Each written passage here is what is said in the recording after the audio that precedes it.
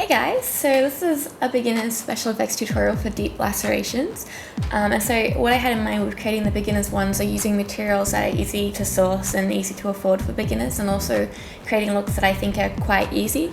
And so I started with the one that I thought would be the funnest, which would be deep lacerations.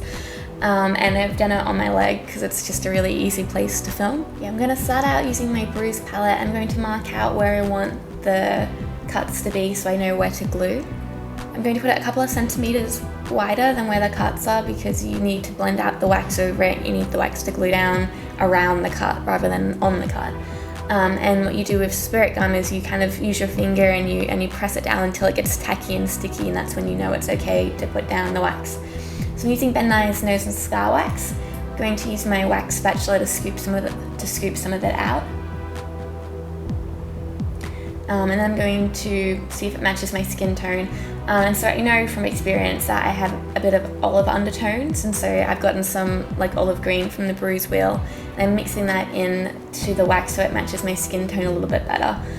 Finding undertones is something that I found quite hard to do, and what helped me is getting pieces of wax and mixing in different colors and then holding it up to my skin and seeing which of the colors then looked most like my skin tone. And it was through doing that I discovered that green matches my skin tone because I'm a witch. So I'm going to start by rolling it into like a worm, and then you've got to push it down.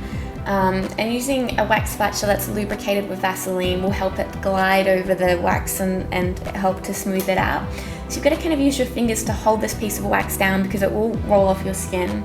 And then using Vaseline on the spatula, you're going to kind of smooth out the edges so that you've got a nice transition, or it's like nicely blended into your skin. And that way it's harder to see where the wax starts and where your skin ends if it's a very smooth kind of thin edge, building up to that thicker part in the center that you kind of make the indent in. So getting this smooth is probably the hardest part. So you just gotta take your time. You've got to like keep working it, try different variations of pressure with the wax spatula. You can use your fingers. I find using the stipple sponge very helpful because it kind of smooths out the surface and it takes away some of the shine and gives it a little bit of texture which looks more skin-like. If you've got too much Vaseline, you can kind of remove some of that, remove some of the shine with a paper towel or a tissue.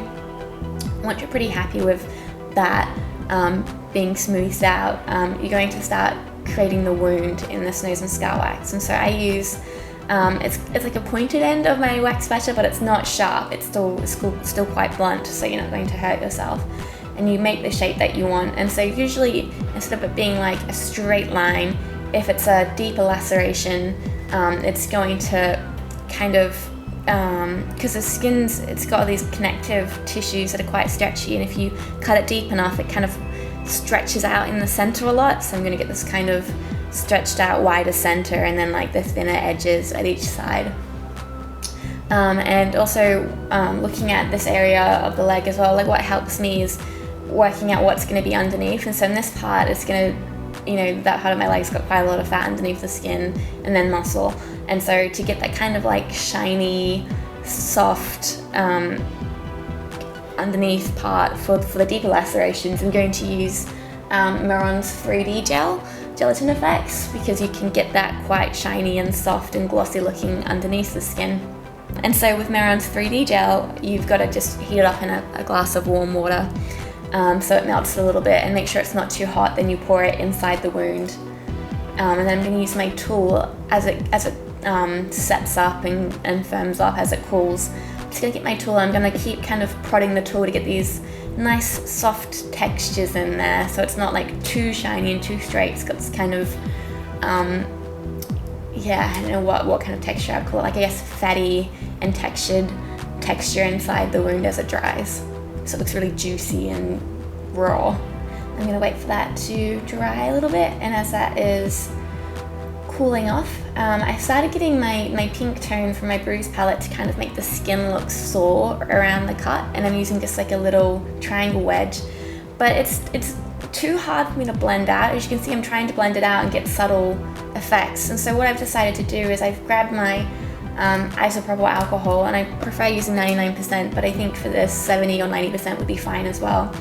And the alcohol, if you put it into these bruise colours, basically it makes it really thin and translucent, which is good for washes, and then the alcohol evaporates pretty quickly, leaving behind just the pigments. So I'm going to use alcohol for this, and I'm mixing it in the lid of my bruise wheel with some of the pink colour, and then I'm just going to put this thin translucent wash of this bruise wheel pink from my Benai bruise wheel, no, Mehron bruise wheel, into the centre of the wound, using one of my cheap paintbrushes.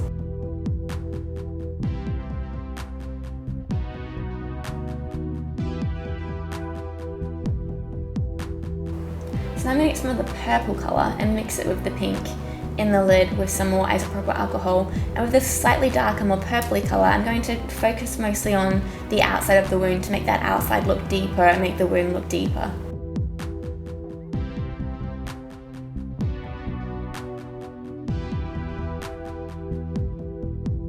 You don't want it to go onto your fake wax skin, you want it to be just inside the wound on top of the gelatin. So now I'm building up some more of that colour, and I put a little bit of blue to see how that looks, but it's too dark, so I'm going to remove that blue and just focus on the purple and the pinks. Once that's done, I'm just going to get just the pink, that lighter pink colour, and put it over the centre, so there's kind of variation of pinks and purples, and the outside looks the deepest and the darkest. And then I'm going to move on and do the second one, so same process, spirit gum, there's some scar wax, Vaseline, spatula to blend it out. And then I'm going to use a stipple sponge again. And you can do however many cuts you want, however big you want. These cuts with that kind of fatty tissue underneath could be on arms, could be on thighs, could be on legs. So it's a whole bunch of places where you could do this. So you don't have to copy this exactly. You can kind of make it your own, put it wherever you want, in whatever shape you want. It's just kind of the basic shape and structure for this part of the leg, which is easy to show you guys right now. But you can definitely translate it into other body parts. So for this one, I did colour this slightly differently, and my camera stopped recording because I am awesome at this. And basically I did the same thing. I put like a pink wash over it, but with the purple I did it a little bit lighter around the outside, so not as much purple, so it's more pinky. And I wanted to see if the kind of the tone of the Mehron 3D gel was almost fat-like, and so I got some paper towels and some tissues, and after I put down a layer of pink, I would get these tissues and soak up some of the pink from the upper layers to see if it would look like this kind of fatty tone showing through more. So I used less purple, I used more pink, and I kind of dabbed over it after I'd put the colour down to take some of it off to get those really fatty colours coming through, so that's why that one looks slightly different. And then the last one, I didn't put any 3D gel, I did like a smaller cut with less gaping and no fatty tissue in it, and so I just did the same colouring with the pink and the purple on the inside. And if I got it on the skin, I kind of wiped it away, so it just looked a little bit sore on the outside, but not too much colour on the outside. And then you can see as I put the purple in the smaller wound, it gets kind of too opaque right here, it doesn't look quite as realistic, and so then it's too dark, so I go back over it and take up some of the colour with my clean paintbrush, and it looks a little bit more, it looks better without the centre being so dark.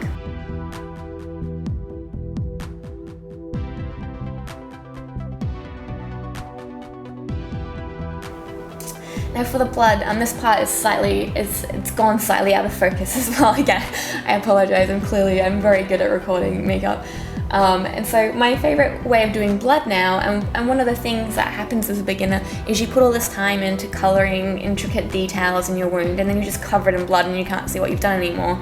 And with a lot of the reference photos that I look at, they're taken in the hospitals after a lot of the blood has been wiped away.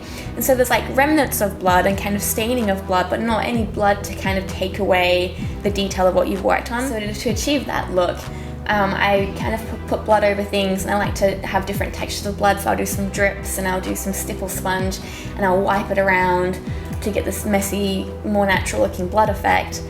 But then I'll go back in with a paper towel or tissues and I'll wipe away most of the blood, and if it's staining too much I can even put some water on my paper towels or put some alcohol on my paper towels and just really wipe away as much of that blood as I want to just get back all the details and colourings, and then have this kind of remnants or stains of blood around it without detracting too much detail or attention from the wounds we've created.